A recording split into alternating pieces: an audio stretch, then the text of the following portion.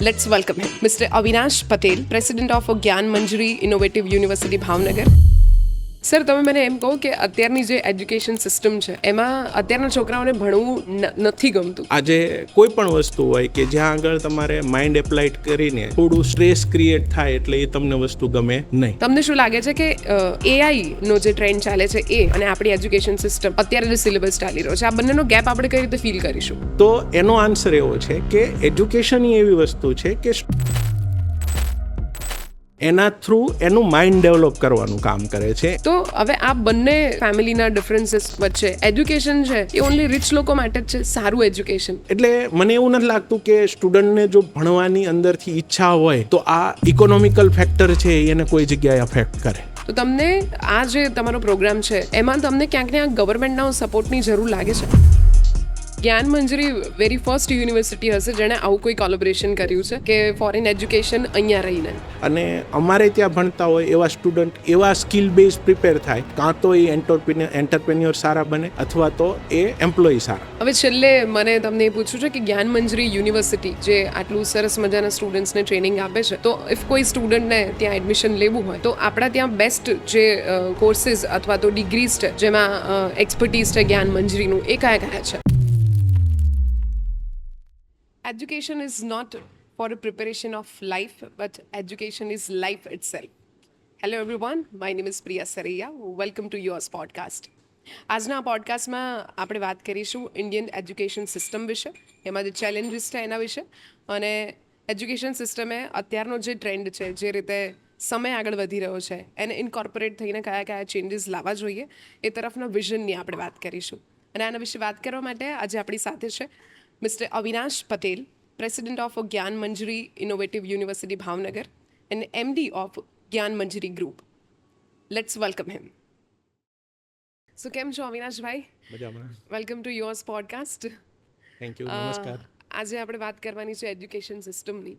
હવે સૌથી પહેલાં જ્યારે મને ખબર પડી કે મારે તમારું પોડકાસ્ટ કરવાનો છે, હવે ઓલરેડી તમે એક ટીચર છો, અને હું કદાચ સ્કૂલમાં હતી ત્યારે તો મને આવો ચાન્સ નહોતો મળ્યો કે હું મારા ટીચરનો કોઈ સવાલ પૂછું, એક્સેપ્ટ કે મને કોઈ ક્વેરી હોય તો. પણ આવા એજ્યુકેશન સિસ્ટમને લઈને કે આવું કેમ ભણાવો છો, આવું બધું અઘરું ભણવાનું કેમ છે, આવા બધા સવાલો મને ક્યારે મારા ટીચરને પૂછવા નહોતા મળ્યા. પણ આજે મને ચાન્સ મળ્યો છે કે હું તમને આ સવાલો પૂછું.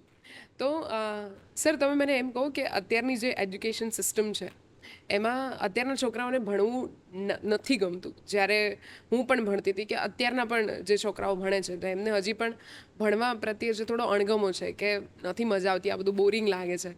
તો આ એજ્યુકેશન સિસ્ટમમાં તમને શું લાગે છે કે કેમ આવું છોકરાઓને ફીલ થતું હોય છે? હવે કોઈ પણ જોબ લઈ લો, આ ભણવું એ પણ એક પ્રકારનું સ્ટુડન્ટ માટે તો જોબ જ લઈ લો. તો એની અંદર જ્યારે કોઈ એક ટીડિયસ ટાસ્ક કરવાનું આવે કે ભાઈ એકની એક વસ્તુ રિપીટ કરવાની આવે અને આવું બધું હોય, ત્યારે એની અંદર જો ઇન્ટરેસ્ટ ક્રિએટ ન થાય તો એ સ્ટુડન્ટને એ ભણવાનું છે એ ન ગમે. તો it's depend on school, teacher, કે એ એનામાં કેટલી ક્યુરિયોસિટી ડેવલપ કરી શકે છે, એમને ભણવા માટેનો કેટલો ઇન્ટરેસ્ટ કેળવી શકે છે. કારણ કે બાળક તો એક નેચરલ વેમાં ઈશ્વરે આપેલી એક ગોડ ગિફ્ટ છે, એને તમે કઈ રીતે મોલ્ડ કરો છો, કયા એંગલે લઈ જાઓ છો, એના ઉપર જવાનું છે. આજે કોઈ પણ વસ્તુ હોય કે જ્યાં આગળ તમારે માઇન્ડ એપ્લાઇડ કરીને થોડું સ્ટ્રેસ ક્રિએટ થાય એટલે એ તમને વસ્તુ ગમે નહીં.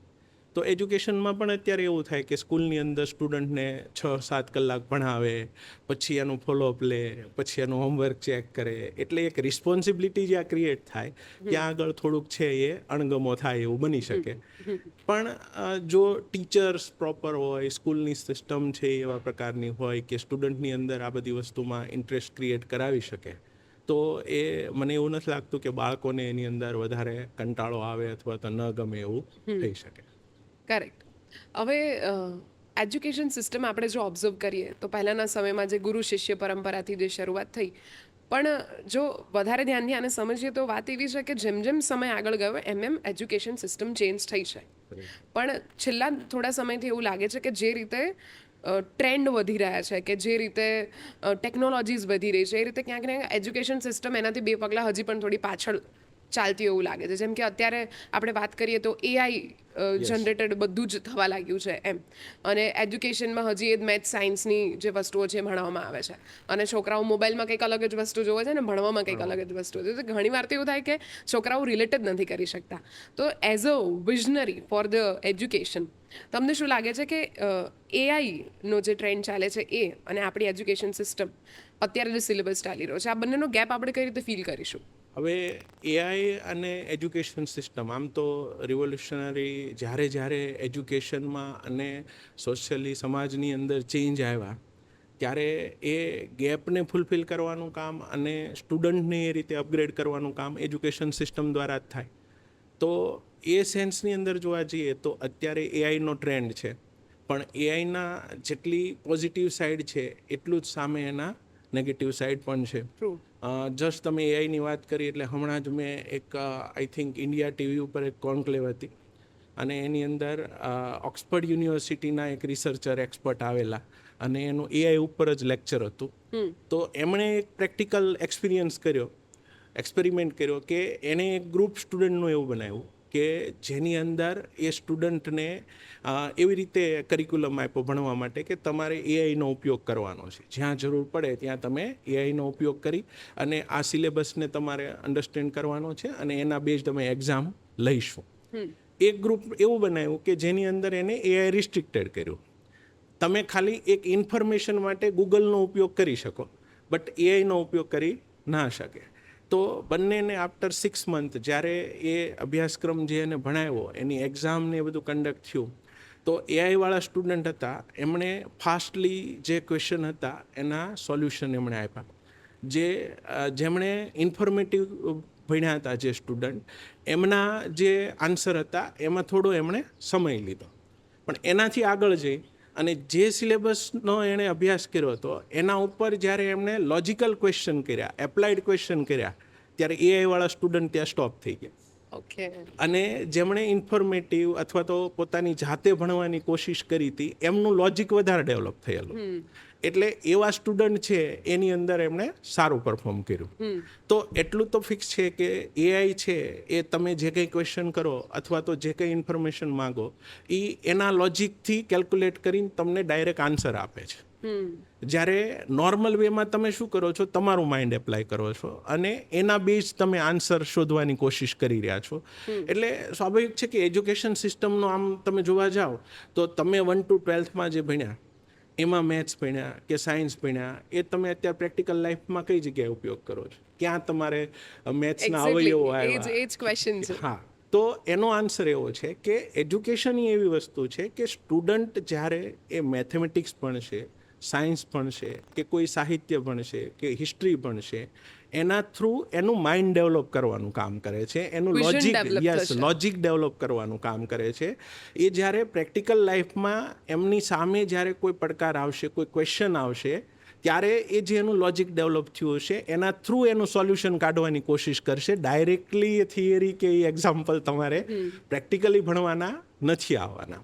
હવે જો તમે રેડીમેડ એઆઈ આપી દેશો તો આ માઇન્ડ ડેવલપ થવાનું ઓછું થઈ જશે. કરેક્ટ. હમણાં તમે એક પહેલો ક્વેશ્ચન કર્યો કે અત્યારના સ્ટુડન્ટ છે એ આખું આમ બોરિંગ ફીલ કરે એજ્યુકેશનની અંદર.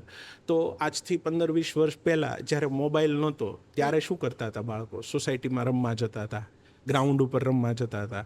તો એને લીધે એને સ્પોર્ટ્સમેનશીપ ક્રિએટ થતી હતી, એક ગ્રુપની અંદર કેવી રીતે કામ કરવું, ટીમ સ્પિરિટ કેવી રીતે હોવો જોઈએ, એ ઇન્ટરેક્શન થતા હતા બે બાળકો વચ્ચેના. એને કારણે શું થતું હતું કે એ સ્ટુડન્ટ છે એનું માઇન્ડ, લોજિક અને અંદરો અંદર ગ્રુપની અંદર કામ કરવાની સ્કિલ ડેવલપ થતી હતી. અત્યારે એ બાળકો થોડા ઇન્ટ્રોવર્ટ થવા માંડ્યા, કારણ કે એ એના એક ગેજેટ ને એક ઇન્સ્ટ્રુમેન્ટની વચ્ચે પર્સનલ સ્પેસમાં રહેવાનું વધારે પસંદ કરે છે અત્યારના છોકરા.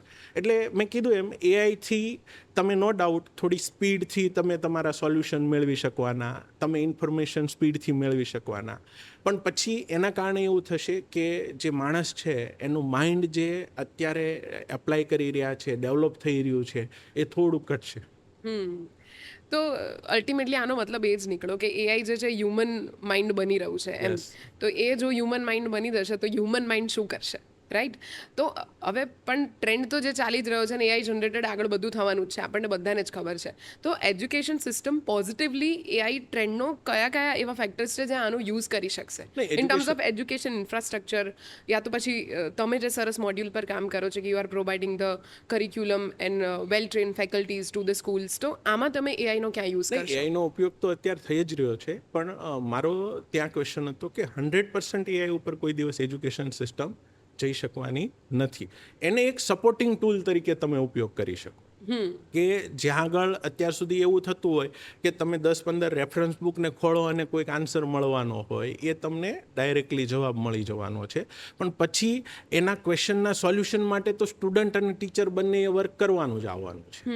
એટલે જ્યાં આગળ તમારે સપોર્ટિંગ સિસ્ટમમાં રિક્વાયરમેન્ટ હોય એ જગ્યાએ આપણે એઆઈનો ઉપયોગ કરી શકીએ. અને અત્યારે ટ્રેન્ડ એઆઈનો છે, એના કરતાં પણ આગળ જઈએ તો જે ઇન્ડસ્ટ્રીની અંદર જાઓ કે કોઈ મતલબ ફોરેન કલ્ચરની અંદર જાઓ તો ત્યાં આગળ હવે ક્લાસરૂમમાં એઆઈ આવી ગયું છે, રોબોટિક ટીચર્સ આવી ગયા છે, તો આ બધું આવ્યું જ છે અને એનો પોઝિટિવલી એજ્યુકેશનની અંદર ઉપયોગ થઈ જ રહ્યો છે.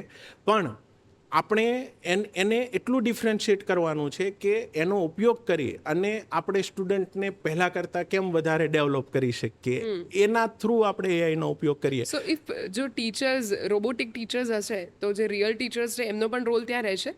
કોઈ પણ મશીન આવશે તો એ મશીન, મને એવું નથી લાગતું કે 100% હ્યુમનનો જે રિપ્લેસમેન્ટ છે એ કરી શકે. બંનેનું સાથે કમ્બાઇન્ડ સ્ટ્રક્ચર બને તો જેના કારણે એવું થઈ શકે કે જે વર્ક તમે 6 મહિનામાં કરો છો એ 3 મહિનામાં થઈ જાય, જે તમે 6 મહિનામાં લર્ન કરવા માંગો છો એ 3 મહિનાની અંદર થઈ શકે. એટલે જે ટાઈમનો ગેપ છે એ ઘટે. પછી જે અનનેસેસરી તમારે ટીડીએસ ટાસ્ક કરવાના છે, વધારાનું લેબરિયસ કામ કરવાનું છે, એ કામ છે એ તમારું ઓછું થઈ શકે. કારણ કે અલ્ટિમેટલી એઆઈ, કમ્પ્યુટર્સ, આ બધું ડેવલપમેન્ટ તો માણસે જ કર્યું છે. તો એના કરતાં પોતાનું બ્રેઇન વધારે આગળ ચલાવશે તો એનો ઉપયોગ પોઝિટિવ વેમાં થઈ શકશે. કરેક્ટ.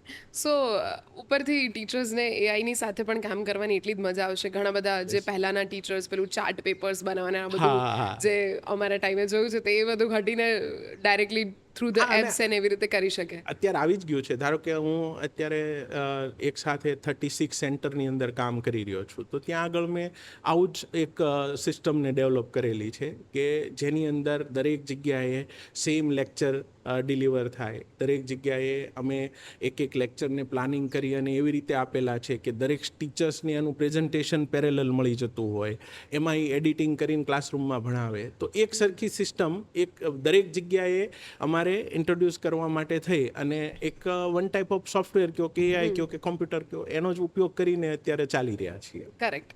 હવે સર મને વાત કરવી છે આપણી ઇન્ડિયન એજ્યુકેશન સિસ્ટમની. ક્યાંક ને ક્યાંક આપણે ઇન્ડિયન એજ્યુકેશન સિસ્ટમને 2 ડગલા થોડી પાછળ સમજી છે ફોરેન એજ્યુકેશન સિસ્ટમ કરતાં, કે એ ત્યાંનું વધારે બેટર છે ભણવાનું, અહીંનું ભણવાનું એટલું બધું અપ ટુ ધ માર્ક નથી એમ. તો આ મેન્ટાલિટી શેના માટે છે? અને મને તમારા એક્સપિરિયન્સ પરથી એ જાણવું છે કે ત્યાં શું બેટર છે જે અહીંયા નથી? હવે જો એમાં તમે જે સર્કમસ્ટન્સીસની અંદર કામ કરી રહ્યા છો ઇન્ડિયામાં, એ અને તમે એમ વિચારો કે ફોરેન એજ્યુકેશન સિસ્ટમ અથવા તો એનું એજ્યુકેશન છે આપણા કરતાં ફોરવર્ડ છે, તો એ તમારી જે સિચ્યુએશન છે એના પરિપ્રેક્ષની અંદર તમારે એને મૂલવવું જોઈએ. ધારો કે આજથી 5-7 વર્ષ પહેલાં મેં 7 દિવસ ફિનલેન્ડની એજ્યુકેશન સિસ્ટમનો સ્ટડી કર્યો.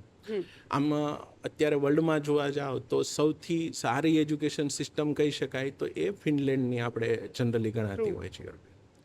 તો એની અંદર મેં ઓબ્ઝર્વ કર્યું કે ત્યાં આગળ શું છે કે જે ટીચર્સ છે એનું ઇમ્પોર્ટન્સ એટલું આપેલું છે કે અહીંયા આપણે જે આઈએએસ ઓફિસર કેમ ફર્સ્ટ કેડરની અંદર એમ્પ્લોયી કહેવાય, એવી રીતે ત્યાં ટીચર્સને એ લેવલે એમણે મૂકેલા છે. આજે અહીંયા કલેક્ટર બનવા માટે થઈને જેટલો સ્ટુડન્ટ એફર્ટ કરે છે એટલો ત્યાં ટીચર્સ બનવા માટે થઈને કરી રહ્યા છે. એટલે એક જે ત્યાં ટીચર્સ આવે છે ભણાવવા માટે એ એક પર્ટિક્યુલર લેવલના આવતા હોય છે. એટલે એક પહેલો બેનિફિટ એ છે.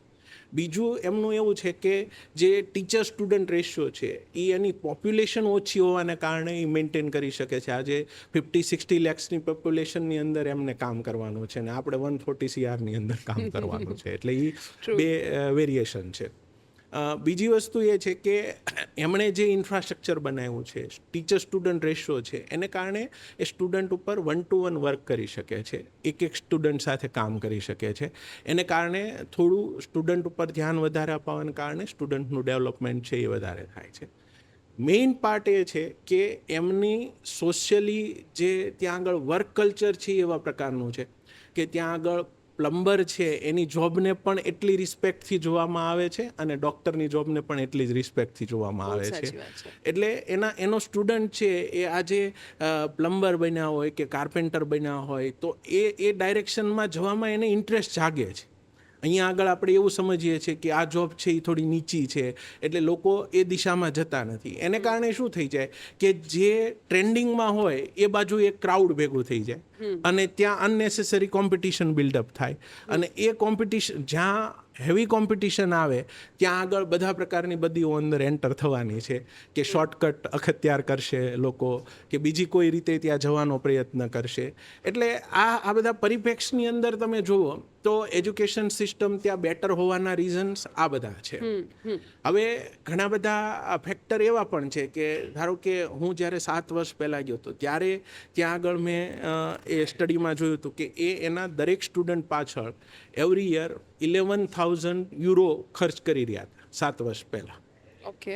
હવે 11,000 યુરો એટલે 12 લાખ રૂપિયા થયા એક સ્ટુડન્ટ પાછળ એની ગવર્મેન્ટ એટલો ખર્ચ કરી રહી હતી. તો સ્વાભાવિક છે કે એ પ્રકારના ટીચર્સ હશે, એ પ્રકારનું ઇન્ફ્રાસ્ટ્રક્ચર હશે, એ પ્રકારની સિસ્ટમ ત્યાં આગળ. આઈ એમ સોરી હું તમને અહીંયા ઇન્ટરપ્ટ કરું છું પણ મને જ્યારે હું આટલા મોટા મોટા ડિજિટ્સ સાંભળું ને એજ્યુકેશનને લઈને તો મને ખરેખર એ સવાલ થાય કે શું ખરેખર એજ્યુકેશન આટલું મોંઘું એકચ્યુઅલમાં છે? એટલે મોંઘું કરતાંય તે તમારે જો રિયલ સેન્સની અંદર સ્ટુડન્ટને ડેવલપ કરવો હોય તો એ વખતે ઘણી બધી વસ્તુઓ રિસર્ચ બેઝ જ્યારે જાય ત્યારે ત્યાં આગળ ફંડિંગ કેટલું જઈ રહ્યું છે એનું માપ ન રહે. ધારો કે હું હમણાં લાસ્ટ મંથ યુકે હતો તો ત્યાં આગળ એક યુનિવર્સિટીની અંદર ગયેલો તો એમણે રિન્યુએબલ એનર્જી માટે અત્યાર સુધીની અંદર લગભગ એક જ યુનિવર્સિટીએ $5 crore એટલો એમણે ખર્ચ ઓલરેડી કરી નાખ્યો. હજી એને કેટલું આઉટકમ મળ્યું છે કે એને એન્ડ પ્રોડક્ટ સુધી એ લોકો પહોંચ્યા નથી. તો આ એમની પાસે ડેવલપ કન્ટ્રી રહ્યા એટલે એ રિસોર્સિસ છે. અહીંની યુનિવર્સિટી, અહીંની સ્કૂલ આ બધી વસ્તુમાં મુશ્કેલી થાય. ધારો કે ત્યાં આગળ એક સ્ટુડન્ટ પાછળ 11-12 લાખ રૂપિયા ખર્ચાતા હોય અને અહીંયા આગળ FRC 15,000ની ફી રિસ્ટ્રિક્ટ કરતી હોય તો એ કેસની અંદર બંનેમાં સેમ એજ્યુકેશન કેવી રીતે આપી શકો? તો ક્યાંક ને ક્યાંક સ્ટ્રેન્થ ગવર્મેન્ટની છે એવું કહી શકાય? સ્ટ્રેન્થ ગવર્મેન્ટની પણ છે અને સમાજની પણ છે. હું એનું પણ એક એક્ઝામ્પલ આપું કે હું એક ફિનલેન્ડની સ્કૂલની અંદર ગયો તો ત્યાં કેવું હતું કે સોસાયટીની અંદર રહેતા રિટાયર્ડ લોકો હોય જે ઓલ્ડ એજની અંદર રહેતા હોય એ ડેઇલી 10-15 લોકો આવે અને જે સ્લો લર્નર સ્ટુડન્ટ હોય ને એકને લઈને બેસી જાય અને એને વોલન્ટરી એ લોકો ભણાવતા હતા. તો આવા બધા ટાસ્ક છે એ સોશિયલી એને સપોર્ટ કરતા હોય અને એનું રીઝન એ છે કે એ થોડા આપણી કરતાં ઇકોનોમિકલી ફોરવર્ડ છે, ડેવલપ કન્ટ્રી છે અને એને કારણે આ બધા રિસોર્સિસ એને મળે છે. પણ આમ જોવા જાઓ તો અત્યારે વર્લ્ડમાં ઇન્ડિયન સ્ટુડન્ટના બ્રેઇનની ડિમાન્ડ છે. અચ્છા. કારણ કે આપણા સ્ટુડન્ટ છે એ હાર્ડવર્ક છે અને પહેલેથી દરેક જગ્યાએ એક પ્રકારની કોમ્પિટિશનમાંથી બહાર આવ્યા છે. એટલે એ કોમ્પિટિશનને કારણે એને સંઘર્ષ કરવો પડ્યો છે અને કોઈ પણ જગ્યાએ સંઘર્ષ થાય એટલે એણે વર્ક તો કર્યું જ હોય. એમના મેં એની અંદરથી બહાર આવી શકવાના નથી. એટલે એનું માઇન્ડ, એનું લોજિક એ લેવલે ડેવલપ થયું હોય. જ્યારે પહેલાં બાળકોને એટલું કોમ્પિટિશનની અંદર ન આવવાનું થયું હોય તો એમણે રિલેક્સ મોડની અંદર કામ કર્યું હોય. એટલે એના કારણોસર ઇન્ડિયન સ્ટુડન્ટ એ તમે અત્યારે જોશો તો મલ્ટીનેશનલ કંપનીની અંદર CEOની પોસ્ટ ઉપર, COOમાં એમાં ઘણી બધી જગ્યાએ તમને અત્યારે ઇન્ડિયન સ્ટુડન્ટ જોવા મળશે. તો એનું કારણ આપણી એક એજ્યુકેશન સિસ્ટમ જ છે. કરેક્ટ. આપણી જે IITની JEE એડવાન્સની એક્ઝામ છે કે UPSCથી આ તમે IAS થાવ એની એક્ઝામ છે એ વર્લ્ડની ટફેસ્ટ એક્ઝામની અંદર આવે. એના જેવી કોમ્પિટિટિવ એક્ઝામ વર્લ્ડમાં તમને ક્યાંય નહીં જોવા મળે. એમાં સ્ટુડન્ટ આપણા ક્રેક કરી અને આગળ આવતા હોય તો સ્વાભાવિક છે એના કરતાં તો બ્રેઇન આપણને right sir as a teacher તમને શું એક્સપિરિયન્સ કર્યું છે જો તમે કોઈ ત્યાંના સ્ટુડન્ટ્સ પણ ઘણા બધા અહીંયા ભણવા આવતા હોય છે, ફોરેનના સ્ટુડન્ટ્સ પણ અહીંયા આવતા જ હોય છે ભણવા, તો એક ફોરેનર સ્ટુડન્ટ અને આપણું ઇન્ડિયન સ્ટુડન્ટ હોય એ બંનેનું જે લર્નિંગ એટીટ્યૂડ છે એમાં તમને શું ફરક લાગતો હોય છે? જો લર્નિંગ એટીટ્યૂડમાં જ્યારે સ્ટુડન્ટની વાત આવે તો એ વખતે બધા જ સ્ટુડન્ટ સરખા.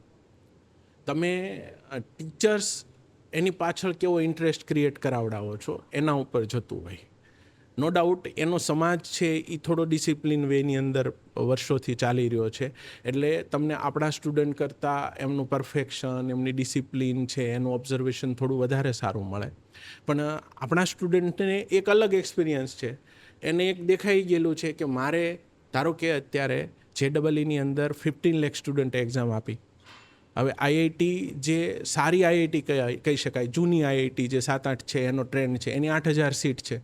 તો 15 લાખમાંથી 8,000માં આવવું છે એટલે 0.5%ની અંદર એને આવવું પડશે. તો એ કોમ્પિટિશનને કારણે કદાચ નાના હોય ત્યારે ડિસિપ્લિન કે થોડું વર્ક એફાઝેડ કર્યું હોય, પણ આ છેલ્લા જ્યારે 12th પછી એને એ કોમ્પિટિટિવ એક્ઝામ આપવાની તો 2-3 વર્ષ તો એને એક ટાર્ગેટથી જ કામ કરવાનું આવવાનું. તો એટલું હાર્ડવર્ક કદાચ એ ફોરેનર સ્ટુડન્ટને કરવાનું ન આવ્યું હોય, તો એ ગેપ એ બે વચ્ચે તમને દેખાય. રાઈટ હવે આપણે વાત કરીએ જે તમે સરસ મજાનો એક નવો કોન્સેપ્ટ લઈને આવ્યા છો કે 11th-12th જે સ્કૂલ્સ છે, જ્ઞાન મંજરી તો બહુ જ સરસ તમારું ગ્રુપ ચાલી જ રહ્યું છે અને ત્યાં તો તમારા ફેકલ્ટીઝ છે, તમારું મટીરિયલ છે, તમારું કરિક્યુલમ છે, સિલેબસ છે, પણ આ સેમ વસ્તુ યુનિફોર્મ વેમાં બીજી જગ્યાએ પણ સ્પ્રેડ થાય એના માટે તમે આજે SIP પ્રોગ્રામ સ્ટાર્ટ કર્યો છે. એના વિશે પણ મને જાણવું છે અને તમે એ કેવી રીતે રન થાય છે એની પહેલાં મને એ કહો કે તમને આની જરૂર કેમ લાગી? હવે થોડું તમને હિસ્ટ્રીમાં કહું તો અમે પહેલેથી આ જે 11-12 સાયન્સના થોડા ઇનોવેશન્સ છે એમાં ગુજરાતની અંદર સ્ટાર્ટ ફ્રોમ બિગિનિંગ અમે ઇનિશિયેટિવ ઘણા બધા લીધેલા છે. અમે સૌથી પહેલાં 2006માં અમારી સ્કૂલને સ્ટાર્ટ કરી ત્યાં આગળ ભાવનગરની અંદર. અમે જે 4-5 મિત્રો છીએ એનું બેકગ્રાઉન્ડ એવું હતું કે પહેલાં માર્કેટની અંદર કોચિંગ ક્લાસ ચલાવતા હતા. કોઈક ફિઝિક્સ ભણાવતું હતું, કોઈક કેમેસ્ટ્રી ભણાવતું હતું, કોઈક મેથ્સ ભણાવતું હતું, કોઈક બાયોલોજી ભણાવતું હતું. તો એ વખતે ટ્રેન્ડ કેવો હતો કે સ્ટુડન્ટ પહેલાં સ્કૂલમાં જાય 5-7 કલાક, પછી ફિઝિક્સના ટ્યુશનમાં જશે, પછી કેમેસ્ટ્રીના ટ્યુશનમાં જશે. પહેલાં આજથી 10-15 વર્ષ પહેલાં જુઓ ને, જ્યારે આ નેશનલ કોચિંગ નહોતા એ સમયે કોચિંગ સિસ્ટમ કેવી હતી? ડાઇનિંગ ટેબલ ઉપર ટીચર ભણાવતા 8-10 સ્ટુડન્ટને, એમ ટ્યુશન ક્લાસ ચાલતા હતા. તો આવા અલગ અલગ જગ્યાએ સ્ટુડન્ટ છે એ સ્પ્રેડ થઈ જતો. એને કારણે શું થાય કે દિવસમાં 3-4 વખત તો એને અહીંથી અહીંયા જવાનું થાય. સ્કૂલે જશે, આવીને એક ટ્યુશનમાં જશે, ત્યાંથી બીજા ટ્યુશનમાં જશે. તો એક તો 11-12 સાયન્સનો સિલેબસ એટલો હેવી હોય, એમાં આવો બધો એનો સમય બગડે. એટલે અમે લોકોએ એવો વિચાર કર્યો કે આ બધી જ વસ્તુઓ એક જ જગ્યાએ મળે. એટલે ગુજરાતમાં સૌથી પહેલો 11-12 સાયન્સમાં ડે સ્કૂલનો કોન્સેપ્ટ અમે લાવ્યા. Yes, amazing. અને એ એટલા માટે લાવ્યા કે જે સ્ટુડન્ટ અલગ અલગ જગ્યાએ ભણતા હતા એને કારણે એવું થતું હતું કે સ્કૂલમાં ફિઝિક્સ અલગ ટીચર પાસે ભણ્યા હોય, ટ્યુશનમાં અલગ પાસે ભણ્યા હોય, એવી રીતે કેમેસ્ટ્રી ત્યાં અલગ ટીચર પાસે ભણ્યા, અહીંયા ભણ્યા હોય, એટલે સ્ટુડન્ટ ડબલ માઇન્ડ થાય. યસ, એકનો એક કોન્સેપ્ટ એક વ્યક્તિ અલગ મેથડથી ભણાવશે, એક વ્યક્તિ બીજી મેથડથી ભણાવશે, એટલે સ્ટુડન્ટને કઈ રીતે આઉટકમ તો બેનું સેમ હોવાનું, તો કઈ મેથડ એપ્લાય કરવી, તો એને કારણે સ્ટુડન્ટને આવી બધી પ્રોબ્લેમ્સ થતા હતા.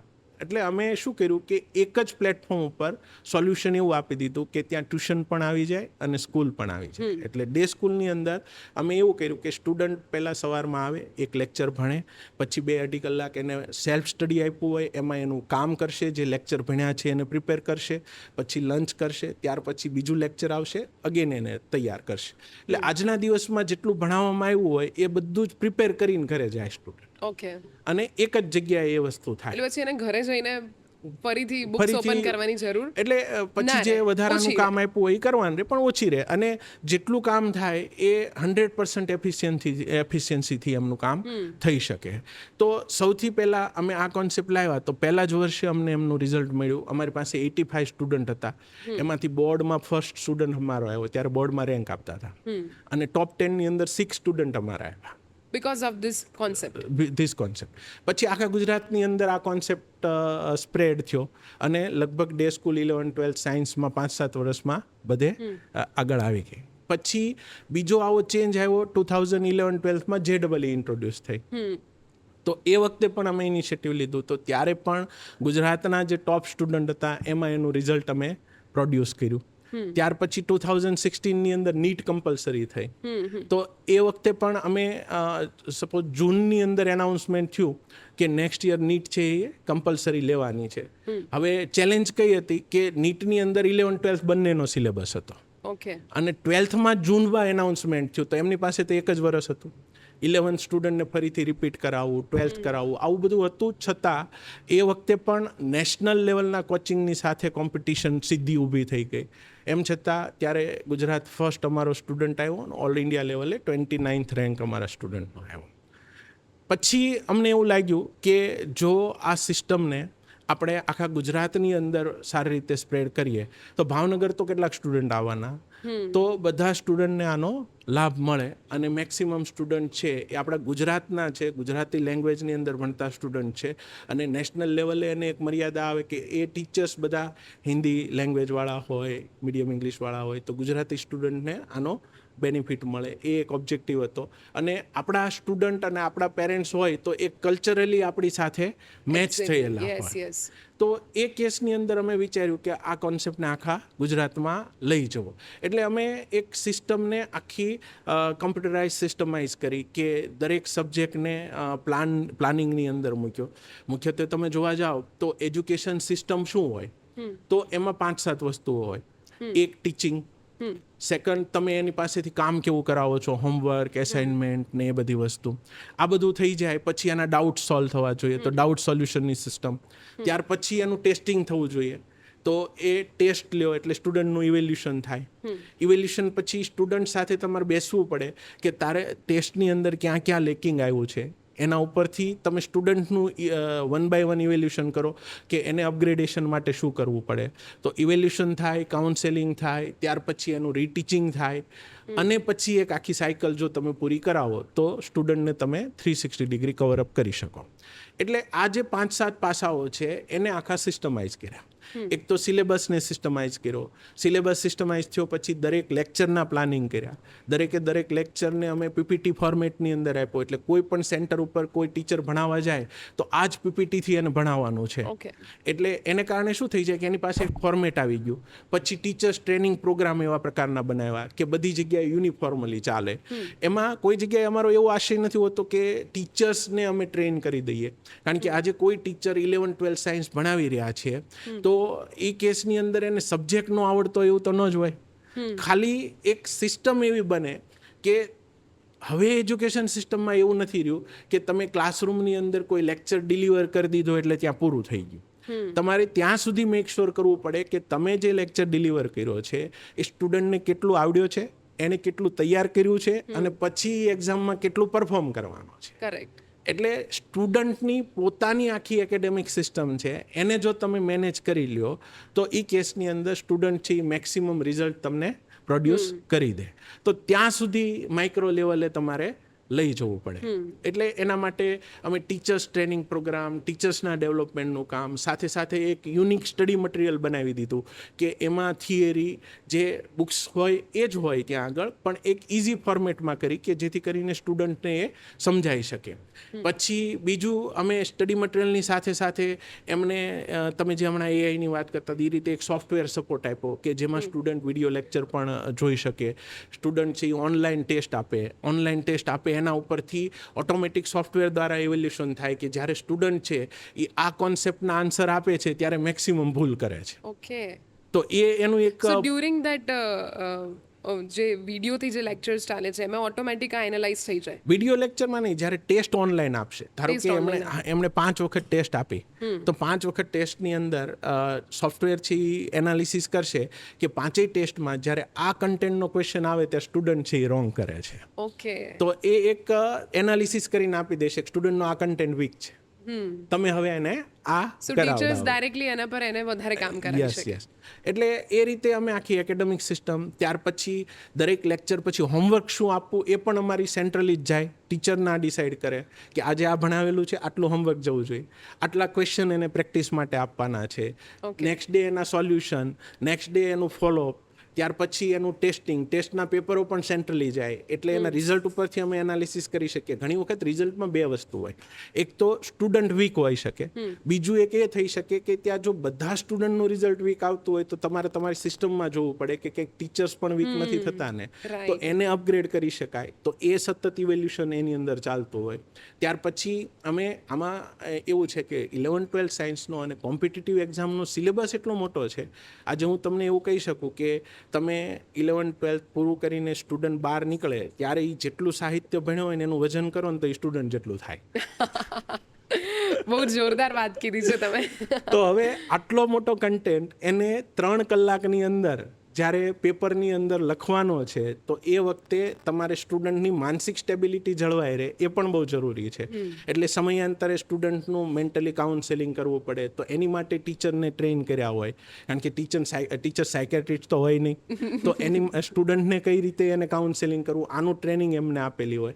એ કાઉન્સેલિંગ પછી એની પણ એક સિસ્ટમ બનાવેલી હોય, તમારે દરેક સ્ટુડન્ટનું ઇવેલ્યુશન છે એ નોટ કરતું જવાનું. એમાં તમારે સ્ટુડન્ટમાંથી એ બહાર કાઢી લેવાનું કે આનો આ કન્ટેન્ટ વીક છે, આની અંદર ફરીથી ભણવાની જરૂર છે, તો એ બધું એક્સ્ટ્રા ક્લાસ ભણાવવામાં આવે, એમને ફરીથી ટીચિંગ આપવામાં આવે.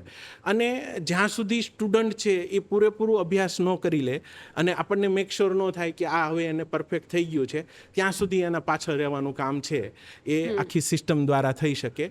એવું જેટલા અમારા સેન્ટર છે એ બધી જ જગ્યાએ એક સોફ્ટવેર દ્વારા અમે સિસ્ટમાઇઝ કરેલું છે અને એને ઇન્ટ્રોડ્યુસ કરેલું છે. અત્યારે એક્રોસ ગુજરાત 36 સેન્ટર છે એ કામ કરી રહ્યા. ઓકે, અત્યારે 36 સેન્ટર્સ ઇન ગુજરાત, અને ગુજરાત બહાર પણ આપણે કરી રહ્યા છે. હા, ગુજરાત બહાર આ ચાલુ વર્ષે અમે રાજસ્થાન, ગંગાનગર અને સીકરમાં ઇન્ટ્રોડ્યુસ થઈ. તો તમે જ્યાં જ્યાં ટાઈઅપ્સ કરી લીધા છે ત્યાં તમને બિફોર આફ્ટરના રિઝલ્ટ્સમાં ફરક તમે સિગ્નિફિકન્ટ જોયો છે? અથવા જે લોકોએ તમારી આ જે પ્રોગ્રામ છે જેને અડોપ્ટ કર્યો છે બધાએ, એ લોકોના ફીડબેક શું છે? યસ, 100%. જો ફીડબેક કરતાં અમારી સિસ્ટમની અંદર જે રિઝલ્ટ આવવાનું ને એ જ એનો અરીસો છે.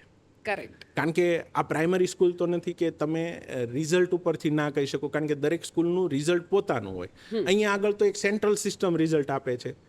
હમણાં અમે 2 વર્ષ પહેલાં રાજકોટનું સેન્ટર એસ્ટાબ્લિશ કર્યું, 3 વર્ષ પહેલાં ગાંધીનગરનું કર્યું. આ 2 અમારા સૌથી પહેલાં પાયલોટ પ્રોજેક્ટ ઉપર હતા.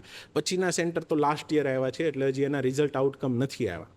તો જે રાજકોટનું સેન્ટર હતું એમાંથી અમારું આ પહેલું જ રિઝલ્ટ બહાર આવ્યું, તો એમાં 720 આઉટ ઓફ 700 સ્ટુડન્ટ નીટની અંદર લઈ આવ્યો બાળક.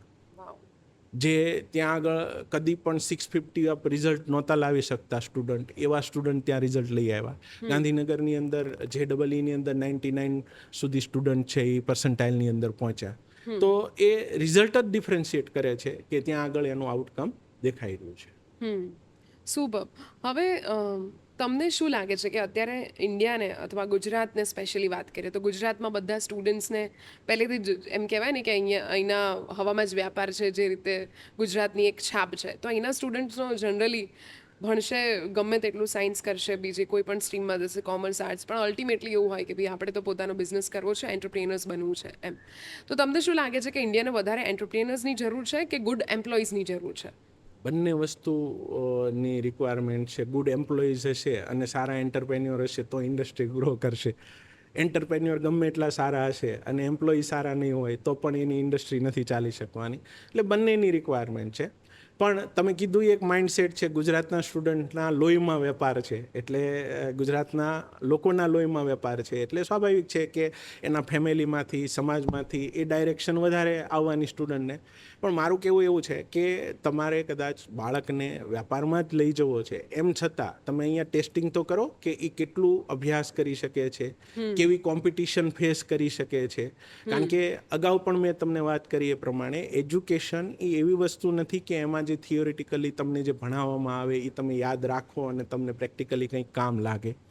જે પણ આ 12 વર્ષની સફર કે કોલેજના 3-4 વર્ષની સફરમાં સ્ટુડન્ટે જે અભ્યાસ કર્યો હશે એનાથી એનું માઇન્ડ ડેવલપ થયું હશે, એને જે એક્સપિરિયન્સ મળ્યો હશે એને ત્યાં ઉપયોગમાં લઈ જવાના છે.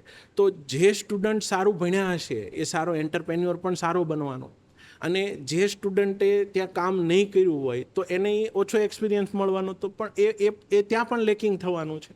એવું જરૂરી નથી કે સ્ટુડન્ટ સારું ભણી અને જોબ માટે જ આ કામ કરી રહ્યા છે.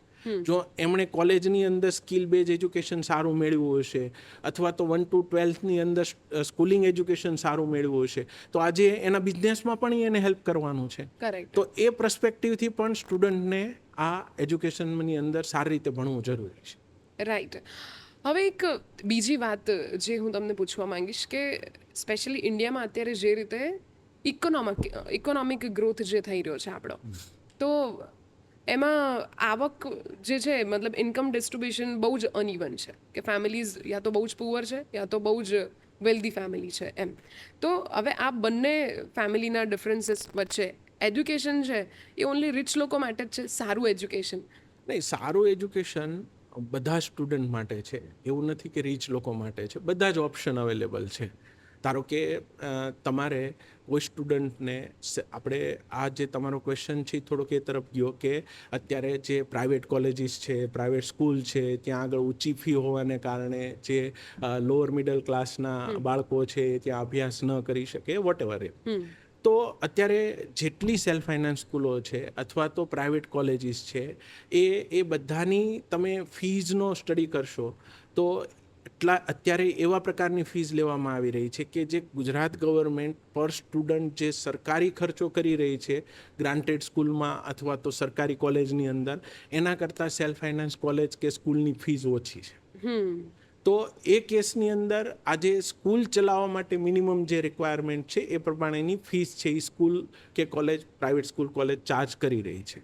અને સાથે સાથે લગભગ બધી સ્કૂલ કોલેજ એવો પણ પોતાનો એક વેલફેર પ્રોગ્રામ ચાલતો હોય કે કોઈ પુઅર સ્ટુડન્ટ છે, લોઅર મિડલ ક્લાસના સ્ટુડન્ટ છે તો એને સ્કોલરશિપ પણ આપીને ભણાવવા માટેનું એક પ્લેટફોર્મ ઊભું રાખતા હોય છે. ધારો કે મારી સ્કૂલની જ વાત કરું તો અત્યારે 11-12 સાયન્સમાં જેટલા સ્ટુડન્ટ ભણે છે એમાં લગભગ એવરી યર હું 70 to 80 લેક્સની સ્કોલરશિપ આપું છું. ઓકે. જે આવા પુઅર સ્ટુડન્ટ હોય એના માટે.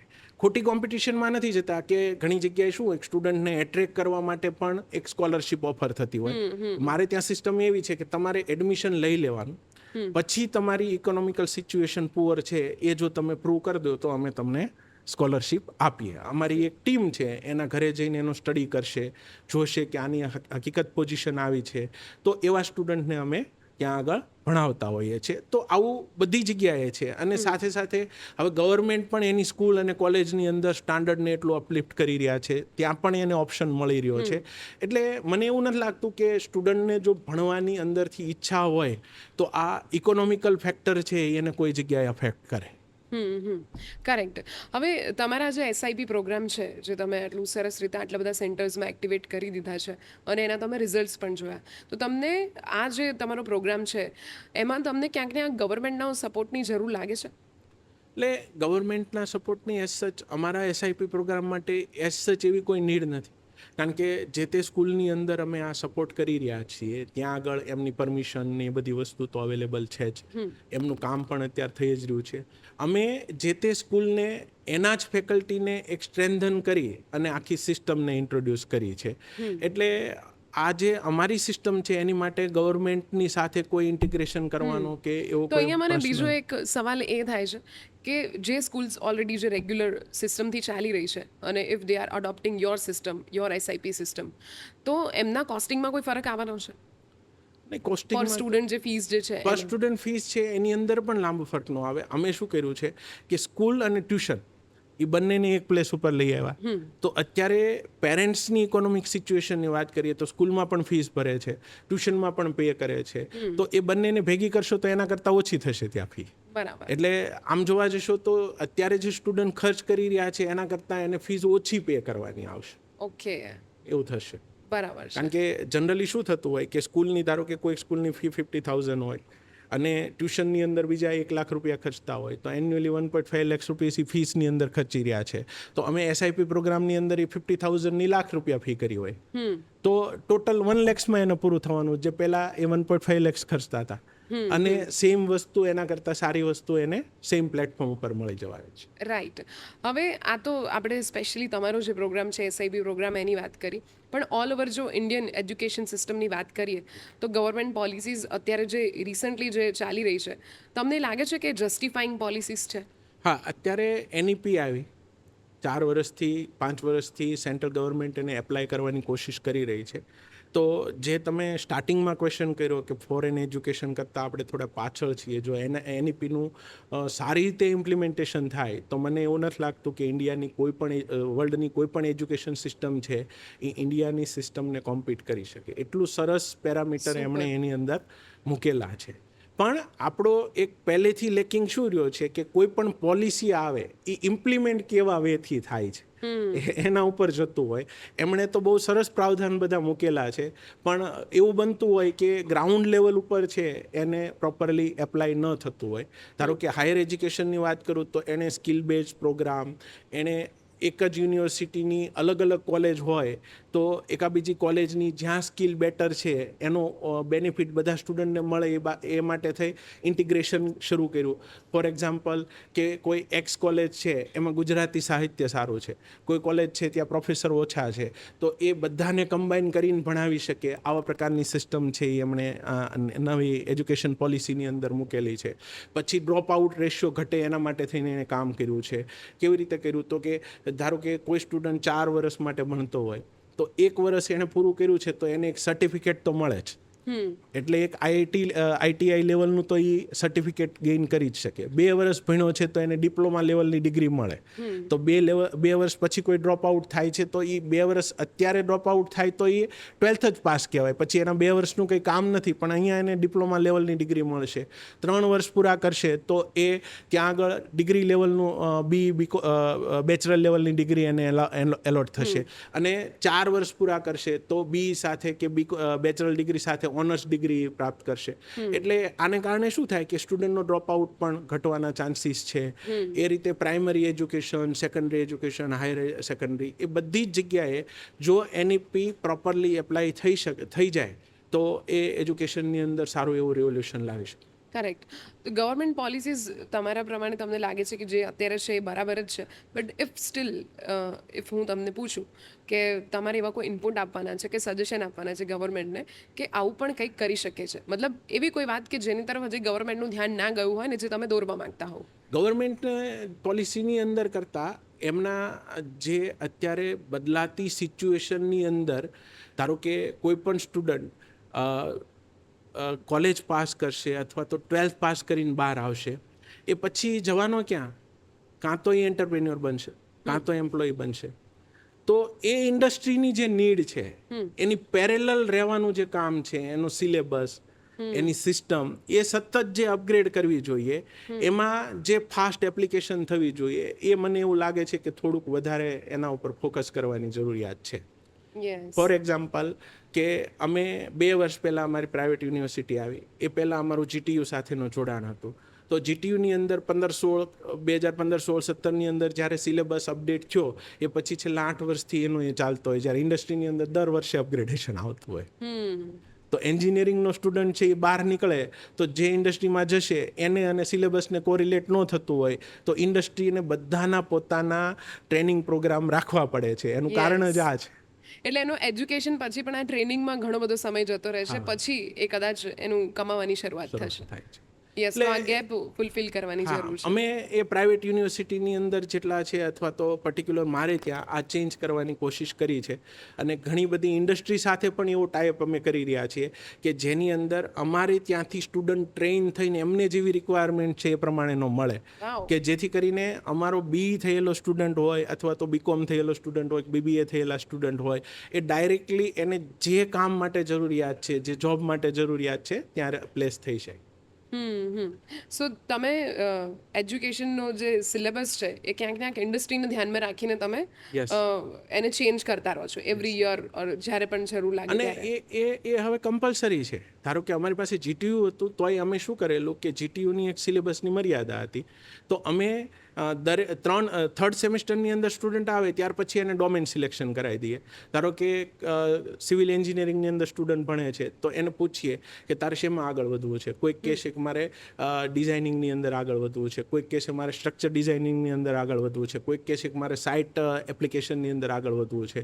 તો એ પ્રમાણેના ડોમેન સિલેક્ટ કરાવી અને એને દરેક સેમિસ્ટરની અંદર 90 અવર્સનો એક્સ્ટ્રા સ્કિલ બેઝ સિલેબસ લગાવેલો. એટલે એ 3rd સેમેસ્ટર પછી 3rd 4th 5th 6th ને 7th સેમેસ્ટર ત્યાં સુધી આ 450 અવર્સનો સિલેબસ ભણશે તો સ્વાભાવિક છે કે નોર્મલ સ્ટુડન્ટ જે ભણ્યા હશે એના કરતાં કંઈક વધારે જ ગેઇન કરીને આવ્યા હશે. યસ. અને એને કારણે જ્યારે 8મા સેમેસ્ટરની અંદર કોઈ જગ્યાએ ઇન્ટર્નશીપમાં જશે તો ડાયરેક્ટલી ત્યાંથી જ પ્લેસમેન્ટ થઈ જશે. તો આ જે સ્કિલ બેઝ કામ કરવાની જે નીડ છે એમાં ગવર્મેન્ટે હજી ઘણી કામ કરવાની જરૂરિયાત છે. નો ડાઉટ એ પ્રયત્ન કરી રહ્યા છે. ધારો કે નવા નવા સ્ટાર્ટઅપ આવે એની માટે આઈ હબ જેવા પ્લેટફોર્મની એમણે રચના કરી, એના થ્રુ એને પ્રોત્સાહન કરી રહ્યા છે.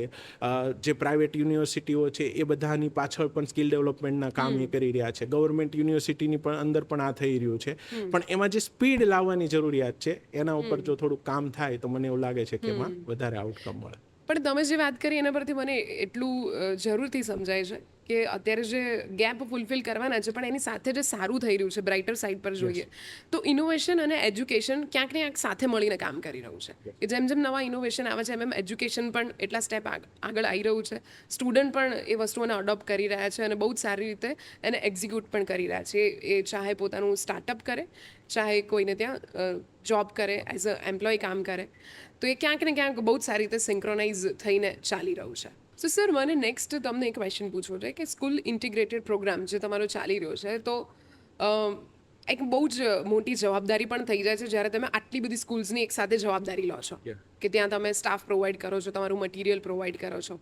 તો મતલબ જે તમને રિઝલ્ટ જોવા મળે એ તો બહુ જ સારી વાત છે પણ ક્યાંક ને ક્યાંક એ વસ્તુ કોન્સ્ટન્ટ રહે કે એ જે રિઝલ્ટ છે તમારો જે સ્ટાફ છે એ સેમ એફિશિયન્સી સાથે સેમ ક્વોલિટી સાથે કામ કરે. તો તમારા સ્ટાફને તમે કેવી રીતે ટ્રેન કરો છો for the education and also જે અત્યારે બહુ જ મોટો ચેલેન્જ છે કે અત્યારની જનરેશનને ભણાવવા માટે જે પહેલાંના ટીચર્સ હતા એ સ્ટાઇલમાં ભણાવશે તો સ્ટુડન્ટ્સને ભણવાની મજા નહીં આવે. તો ક્યાંક ને ક્યાંક એમણે ન્યૂ જનરેશનની સ્ટાઇલ અથવા તો ન્યૂ જનરેશનને મજા આવે એવી રીતે પણ એમનું જે ડિલિવરી છે એ રીતે આપવું પડશે. તો એના માટે તમે કેવી રીતે ટ્રેન કરો છો સ્ટાફને? એસઆઈપી પ્રોગ્રામ છે એને આખો એવી રીતે સિસ્ટમાઇઝ કરેલો છે કે જેની અંદર day by day daily follow up system આખી સેન્ટ્રલી પ્લાન કરેલી છે. એમાં મેં આગળ પણ આપને વાત કરી એ પ્રમાણે દરેક સબ્જેક્ટ છે એના લેક્ચર પ્લાનિંગ અમે અહીંથી મોકલીએ છીએ. ફોર એક્ઝામ્પલ કોઈ એક કેમેસ્ટ્રી સબ્જેક્ટ છે તો કેમેસ્ટ્રી સબ્જેક્ટની અંદર એમને 32 ચેપ્ટર્સ કે 30 ચેપ્ટર્સ ભણવાના આવતા હોય તો જ્યારે એમનું 11 સ્ટાર્ટ થશે ત્યારે જ અમારું આખું પ્લાનિંગ વહી ગયું હોય કે 30 ચેપ્ટર્સ તમારે 260 લેક્ચર્સમાં કમ્પ્લીટ કરવાના છે. તો 260 લેક્ચર્સના દરેક લેક્ચરની અમે પાવરપોઈન્ટ પ્રેઝન્ટેશન એમને આપી દીધું હોય. એ પાવરપોઈન્ટ પ્રેઝન્ટેશન છે ને એ સ્ટુડન્ટને ભણાવવા માટે સપોર્ટનું કામ કરશે. એની અંદર જે કન્ટેન્ટ હશે એને વ્યવસ્થિત રીતે એક્સપ્લોર કરી અને પોઈન્ટ આઉટ કર્યો હશે. સાથે કોઈક એનિમેશન બેઝ કંઈક વિઝ્યુલાઇઝ કરાવવાનું હોય તો એ વસ્તુ એની અંદર મૂકેલી હોય. પછી જે ક્લાસરૂમની અંદર કેવા એક્ઝામ્પલ્સ એને ડિસ્કસ કરવાના છે એ બધી વસ્તુઓ એની અંદર મૂકેલી હોય. એટલે ટીચર જો એ પ્રેઝન્ટેશનનો સ્ટડી બરાબર કરી લે તો ક્લાસરૂમની અંદર ભણાવવા માટે એને પ્રોપર સપોર્ટ મળી જાય. એટલે દરેક લેક્ચર આ રીતે પ્લાન કરીને અમે એમને આપતા હોય. સાથે સેશન સ્ટાર્ટ થાય ત્યારે ટીચર્સનો 3 દિવસનો એક ટ્રેનિંગ પ્રોગ્રામ હોય. એની અંદર અમે એમને એ શીખવતા હોય. જો અમારે એમને સબ્જેક્ટ શીખવવાનો ક્યાંય નથી આવતો કારણ કે સબ્જેક્ટ એ શીખીને જ આવ્યા હોય અને આજે minimum 5 to 10 years experience teacher હોય એમને જ અમે રિક્રુટ કરીએ છીએ. કારણ કે અમારા એસઆઈપી પ્રોગ્રામની અંદર એવું નથી કે અમે એમને ખાલી સ્ટડી મટીરિયલ આપી દઈએ, કોઈક સિસ્ટમ આપી દઈએ. અમે એમનું 11-12 સાયન્સનું ટોટલ મેનેજમેન્ટ ટેક ઓવર કરી રહ્યા હોય. એટલે ટીચર્સ પણ અમે એપોઇન્ટ કરીએ છીએ, એની આખી સિસ્ટમ પણ અમે ચલાવીએ છીએ, એના એડમિન હોય એને પણ અમે રિક્રુટ કર્યા હોય. એટલે આખું 11-12 સાયન્સનું મેનેજમેન્ટ અમારા તરફથી ચાલતું હોય. સ્કૂલ ખાલી અમને ઇન્ફ્રાસ્ટ્રક્ચર પ્રોવાઈડ કરતું હોય. હવે એ કેસની અંદર બધી જ જવાબદારી અમારા ઉપર આવી જાય. હવે જો હું એમને માત્ર ફ્રેન્ચાઇઝી ટાઈપનું આપી દઉં તો 2માંથી એક પણની રિસ્પોન્સિબિલિટી ન રહે. એટલે અમે આ પ્રકારનો પ્રોગ્રામમાં એવું કરેલું છે કે એના રિઝલ્ટ અને ભણાવવાની બધી જ જવાબદારી છે એ જ્ઞાનમંજરી એસઆઈપી પ્રોગ્રામની અંદર લે છે. એના માટે અમે ટીચર્સ ટ્રેનિંગ તો કરીએ જ છીએ, એના વીકલી લેક્ચર પ્લાનિંગ આપ્યા હોય, ટાઈમ ટેબલ પણ અમે અહીંથી આપેલું હોય. દરેક સ્ટુડન્ટની વીકમાં 3 માઇનોર ટેસ્ટ અને એક મોક ટેસ્ટ મેજર ટેસ્ટ લેવાતી હોય. દરેક સબ્જેક્ટની એક ટેસ્ટ વીકલી આવી જાય. તો એના પેપર પણ સેન્ટ્રલી ત્યાં જતા હોય, એનું રિઝલ્ટ પણ સેન્ટ્રલી પ્રોડ્યુસ થતું હોય. એટલે જેટલા સેન્ટર છે એ બધા જ સ્ટુડન્ટના પેપર રિઝલ્ટ એ બધું સેન્ટ્રલી જતું હોય. એટલે ભણાવવા સિવાયનું બધું જ મેનેજમેન્ટ છે એ સેન્ટ્રલ ટીમ કરતી હોય. ઓકે. ઇવન દરેક classroom online CCTV through central ઓફિસથી ઓબ્ઝર્વ થતા હોય. અને એમાં જે પોઈન્ટ્સ અમને લેકિંગ લાગતા હોય એનું નોટિંગ થતું હોય. અને એવરી વીક જે અમારી મિટિંગ થાય, દરેક સેન્ટર છે એ સેન્ટરના ટીચર અને એનો એડમિન સ્ટાફ છે એની મિટિંગ એવરી વીક અમારી ઓનલાઈન થતી હોય. તો એમાં આ બધી વસ્તુ ડિસ્કસ થતી હોય અને એના આધાર ઉપર એને અમે અપગ્રેડ કરતા હોય. ઇવન ડેઇલી સ્ટુડન્ટનું હોમવર્ક, ડેઇલીની સ્ટુડન્ટની એટેન્ડન્સ, ડેઇલી અમારી લેક્ચર ટેસ્ટ લેવાય, એ બધાના રિઝલ્ટ છે એ અમારા સોફ્ટવેરમાં અપડેટ થાય અને એનાલિસિસ થઈને સેન્ટ્રલ ઓફિસે બધા જ સેન્ટરનું રોજ એનાલિસિસ થતું હોય.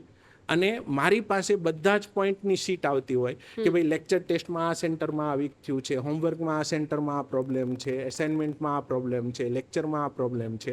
એ બધાનું આખું એક લીગસી તૈયાર થાય અને એ વીકલી મિટિંગમાં એમની સાથે ડિસ્કશન થઈને એને અમે અપગ્રેડ કરતા હોય. એટલે એવું નથી કે એક સેન્ટર અમે ટેક ઓવર કરી દીધું, ત્યાં એક ટીમ મૂકી દીધી, એક મેનેજર મૂકી દીધા અને અહીંથી સ્ટડી મટીરિયલ આપી દીધું, પછી એની રીતે ચલાવે.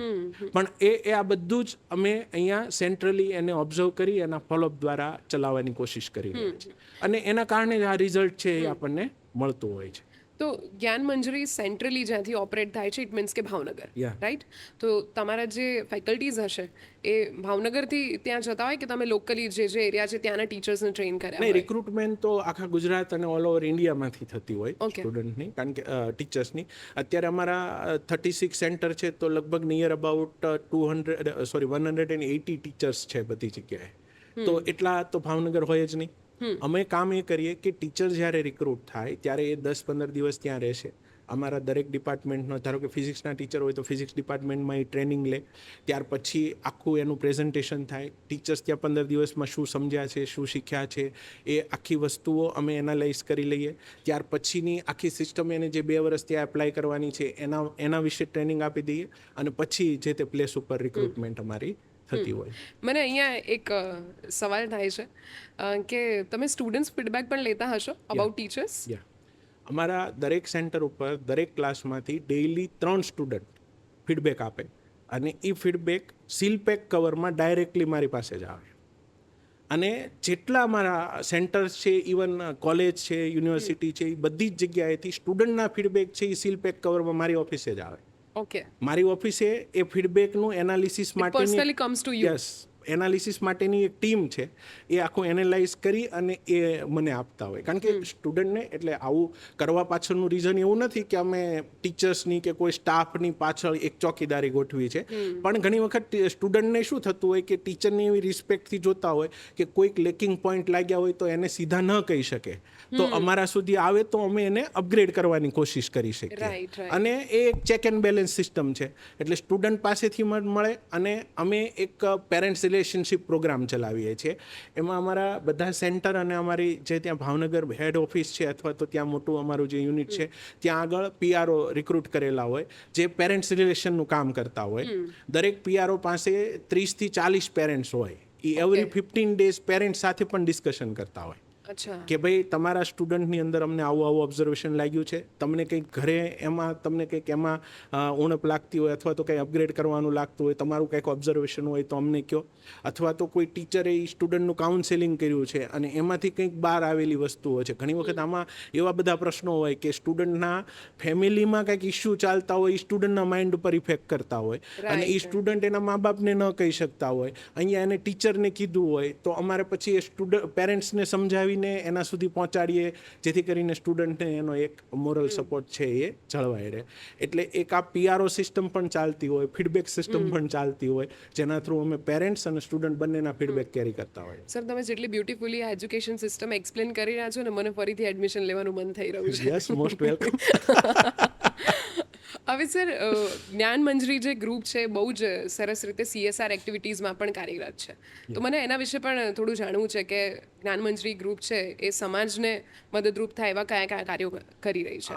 મોસ્ટલી સમાજને મદદરૂપ થાય એવા કાર્યમાં તો મેઇન ટાસ્ક તો આ જ છે, એજ્યુકેશન. અમે જે ફિલ્ડમાં છીએ એની અંદર જ જો સારી રીતે કામ CSRનું થતું હોય તો એ એક ઇફેક્ટિવ થવાનું છે. કારણ કે હું તમને લોટ્સ ઓફ એવા એક્ઝામ્પલ આપી શકું કે અમે એવરી યર શું કરતા હોય કે જેવા સ્ટુડન્ટ આવા પ્રકારના નીડી છે કે જેમના કુટુંબની અંદરથી એ એક બાળક ભણી જાય તો એની પછી આવનારી બધી પેઢી તરી જવાની હોય એવા પ્રકારના સ્ટુડન્ટને અમે અલગ અલગ જગ્યાએથી ફાઇન્ડ કરી અને એમને ભણાવવાનું કામ કરતા હોય, ફ્રી ઓફ કોસ્ટ ભણાવતા હોય ઘણી વખત. પછી જે સ્ટુડન્ટના ફાધર ન હોય, કોઈ કારણોસર ડેથ થઈ ગયું હોય, તો એવા સ્ટુડન્ટને અમે ત્યાં આગળ નોમિનલ ફીઝની અંદર ભણાવતા હોઈએ છીએ. પણ મુખ્ય કામ શું છે કે જનરલી CSRની અંદર કેવું થતું હોય કે કોઈક એક થર્ડ પાર્ટી એજન્સી છે એને CSR એક્ટિવિટી કરવી હોય તો એ કોઈક જગ્યાએ એક પ્રકારનું ફંડ એને આપી દે અને એનાથી CSR થતું હોય. અમે CSRને એવા એંગલથી લઈ ગયા છીએ કે એ એન્ડ તક જવું જોઈએ. એટલે આવા સ્ટુડન્ટ અમારી પાસે આવ્યા તો એ એક મુકામ સુધી પહોંચવા જોઈએ. અત્યાર સુધીમાં લગભગ હું તમને 10-15 સ્ટુડન્ટ એવા ગણાવી શકું કે એવા સ્ટુડન્ટને અમે ભણાવ્યા છે કે જે અત્યારે ડૉક્ટર થઈ અને એના ફેમિલીમાંથી બહાર આવીને એક સારી જગ્યાએ પહોંચ્યા છે. અથવા તો એક સ્ટુડન્ટ મને એવો યાદ છે કે એ એના મધર ફાધર ઓલું ગામમાં ભાગ્યું કરે ને કે એને પોતાની જમીનનો એટલે કોકની જમીન વાવવા રાખી હોય ત્યાં ઝૂંપડું બાંધીને રહેતા હોય, એ ગવર્મેન્ટ સ્કૂલમાં ભણતો હતો અને 10મા ધોરણમાં થોડું સારું રિઝલ્ટ લાગ્યું એટલે એના પ્રિન્સિપાલ અમારી સુધી આવ્યા કે સર આ સ્ટુડન્ટ એવો છે કે એના ઘરેથી કોઈ ફી ભરી શકે એવું નથી, તમે ભણાવશો તો મને એવું લાગે છે કે આના ફેમિલીને ઘણો મોટો ફાયદો થશે. તો એ સ્ટુડન્ટ એ ગ્રુપ રાખ્યું હતું તો એમને સારું એવો સ્કોર કર્યો અને છેલ્લે IISTની એક્ઝામ ક્રેક કરીને ISROમાં અત્યારે સાયન્ટિસ્ટ થયો. વાવ. હવે એક સ્ટુડન્ટ એવો હતો કે આવો સેમ સિચ્યુએશનની અંદર એના ફાધર છે એ કંઈક મજૂરી કરતા હતા અને ઘરે એને આમ કહીએ કે જમવાની પણ તકલીફ પડે એવી સિચ્યુએશનની અંદર એ પણ 2 વર્ષ ત્યાં ફ્રી ઓફ કોસ્ટ અમે ભણાવ્યો અને અત્યારે બીજી મેડિકલ કોલેજની અંદર ભણી રહ્યા છે. તો આવા lots of student every year આમ કહું તો હું લગભગ 70-80 લેક્સની ફીસ છે એ સ્ટુડન્ટની વેવ કરી અને એ સ્ટુડન્ટને આ CSR એક્ટિવિટીની અંદર ભણાવી રહ્યા છીએ. પછી અમારે ત્યાં એક સ્કૂલ છે ત્યાં સિત્સર, તો ત્યાં આગળ લગભગ 50-60 અનાથ બાળકો ભણી રહ્યા છે. તો એને અમે એવી રિસ્પોન્સિબિલિટી લીધી છે કે અમારી કોલેજમાંથી અમુક પ્રોફેસરની બધા સમયાંતરે એને ભણાવવા જાય, દિવાળી હોય કે બીજો તહેવાર હોય તો એને કંઈક નાની મોટી ગિફ્ટ જાય, એ સ્ટુડન્ટની જે કાંઈ નીડ હોય હાયર એજ્યુકેશનની અંદર કે આગળ ઉપર ભણવામાં એ અમે ફૂલફિલ કરીએ. આમ પાર્શિયલી દત્તક લીધેલા હોય ને એ પ્રકારની એક્ટિવિટી છે એ અમારા દ્વારા ત્યાં આગળ ચાલતી હોય છે. એટલે મોસ્ટલી એજ્યુકેશનમાં છીએ એટલે CSRમાં એવું વિચાર્યું કે બાળકો જે આવા પુઅર વર્ગમાંથી આવે છે એવા બાળકોને ફાઇન્ડ આઉટ કરીને જો અમે ભણાવતા થઈએ તો એક બાળક તો એના ફેમિલીમાંથી ભણી લેશે તો એની આસપાસના લગભગ 50 લોકોને એનો ફાયદો થઈ શકે એવા પ્રકારનું ટાસ્ક છે અમે કરતા. અને આવા જ ઘણા બધા બાળકોના આશીર્વાદથી અથવા એમના પેરેન્ટ્સના આશીર્વાદથી જ્ઞાન મંજરી જે ગ્રુપ છે જે અત્યારે જે રીતે કાર્યરત છે જે રીતે હજી પણ સ્પ્રેડ થઈ રહ્યું છે તો હજી બહુ બધું આગળ તમારા વિઝનથી તો હજી ઘણું આગળ વધશે. પણ યસ વી કેન સે કે આ બધાના આશીર્વાદથી તમે આગળ વધી રહ્યા છો. હવે ઇન્ડિયન એજ્યુકેશન સિસ્ટમ પછી જ્ઞાન મંત્રી જે રીતે કામ કરી રહ્યું છે તો બસ એક સવાલ મને હતો કે તમારું એક્ઝેક્ટલી વિઝન શું છે, તમે આને ક્યાં લઈ જવા માંગો છો? મારું વિઝન અથવા તો અમારા ગ્રુપના આખા વિઝનની વાત કરીએ તો પર્ટિક્યુલર છેલ્લા 3-4 વર્ષથી અમે જે કામ કરી રહ્યા છીએ, જે વિઝનથી જઈ રહ્યા છીએ, 2 વર્ટિકલ ઉપર મેજર કામ કરી રહ્યા છીએ. એક તો સ્કૂલ એજ્યુકેશન અને એક હાયર એજ્યુકેશન. સ્કૂલ એજ્યુકેશનની અંદર અમે એ રીતે જઈ રહ્યા છીએ કે અત્યારે જે સ્કૂલો સમાજની અંદર કામ કરી રહી છે એક લેવલે, એની પાસે એક ઇન્ફ્રાસ્ટ્રક્ચર અવેલેબલ છે પણ એમની પાસે એક પર્ટિક્યુલર સ્કિલ અથવા તો મેનેજમેન્ટ નથી. તો એને અપગ્રેડ કરી અને SIP પ્રોગ્રામ થ્રુ ત્યાં જે સિટીના જે બાળકો છે એને આનો મેક્સિમમ લાભ મળે એના માટે આખા ઇન્ડિયાની અંદર અમે સ્પ્રેડ કરવા જઈ રહ્યા છીએ. અત્યારે આ 2 વર્ષની અંદર અમે ગુજરાતમાં 36 સેન્ટર એક્ટિવ કર્યા. એવી રીતે આવનારા 5 વર્ષમાં ઓલ ઇન્ડિયા લેવલે લગભગ બધા સ્ટેટની અંદર અમે પહોંચી શકીએ એવા પ્રકારનું વિઝનથી અમે આની અંદર ચાલી રહ્યા છીએ. અને અલ્ટિમેટ ગોલ એ જ છે કે જે પ્રકારની કોમ્પિટિટિવ એક્ઝામની અંદર આપણા સ્ટુડન્ટ, ખાસ કરીને પહેલાં ગુજરાતના સ્ટુડન્ટનો વિચાર હતો પણ હવે ઓલ ઇન્ડિયા લેવલે જે સ્ટુડન્ટને આમાં રિઝલ્ટ આઉટકમ મેળવવું છે અને સારી રીતે આગળ વધવું છે એને એક સારું પ્લેટફોર્મ મળે. અને જે સ્કૂલ અત્યારે ચલાવવા માટે એને મુશ્કેલી થાય છે એને પણ એક સપોર્ટ મળી જાય, કારણ કે એક લેવલનું ઇન્ફ્રાસ્ટ્રક્ચર લઈને બેઠા છે, એક લેવલનું ઇન્વેસ્ટમેન્ટ કરીને બેઠેલા છે. પણ એની હાવ મોટાભાગે એજ્યુકેશનની અંદર કેવું થયું હોય કે કોઈ એક બિલ્ડર હોય અથવા કોઈ બિઝનેસમેન હોય, એને એક ટ્રસ્ટ ખોલીને સ્કૂલ ચલાવવાનું ચાલુ કર્યું હોય, એનો પોતાનો પ્રોફેશન ન હોય એટલે એને એનો એક્સપિરિયન્સ ન હોય, તો ચલાવવામાં એને મુશ્કેલી થતી હોય. તો આ બધી જે સ્કૂલોએ અમારી સાથે ટાઈપ કર્યું એ કંઈક ને કંઈક આવું સફર કરતા હશે અને એમાં જઈને અમે કામ કરી રહ્યા છીએ. તો બે વસ્તુ થઈ, એક તો ઇન્ફ્રાસ્ટ્રક્ચરનું પ્રોપર યુટિલાઇઝેશન થયું અને જે તે સિટી અથવા તો શહેરના બાળકો છે એમને આનો સારો એવો બેનિફિટ મળે. કારણ કે બધી જ જગ્યાએથી બાળકો ભાવનગર તો ભણવા આવી જ નથી શકવાના, અથવા તો બધાને અમે ત્યાં બેસીને પહોંચી નથી શકવાના. તો આ એક પ્લેટફોર્મના માધ્યમથી અમે એની અંદર જઈએ.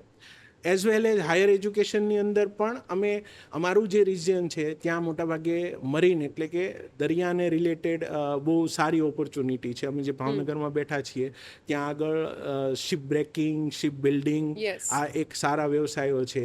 મરીનને રિલેટેડ સારી ઓપોર્ચ્યુનિટી છે. તો અમે ત્યાં આગળ મરીન જેવા કોર્સની અંદર આગળ ઉપર જવા જઈ રહ્યા છીએ.